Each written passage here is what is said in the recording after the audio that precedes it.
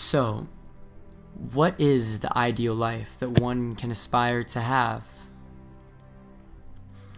I mean, really, what can be defined as a good life? Some people will say that it's living large, some people will say that it's going far, and some people will say that it's finding that perfect girl or guy. But why? Why do so many people see life as an empty, bottomless pit with endless space to occupy? Because it's not. And life is way too short to be worrying about the clock that will eventually reach a point in its own time when it's forced to stop. Yes, I'm talking about your time on Earth, because that clock started ticking the second after your mother had given birth, and it's still ticking as you're listening to these words. Now think about this.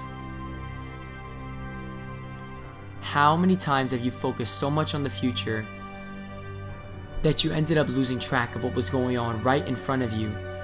This is why you should live your life cherishing each moment rather than always trying to rush the future, because it's just a distraction. And with every distraction comes a missed action, and this missed action could have contributed to your happiness and personal satisfaction.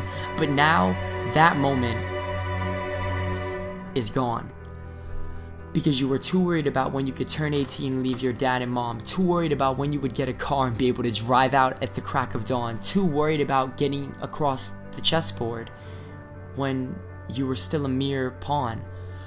Now, I'm not saying that you shouldn't think about your future, I'm just saying that you shouldn't rush it, because if life were a race and you were racing against time, it would be better to slow down and watch how fast you run. After all, every step you take ahead makes it harder to look back and see or remember all the moments once the race is done.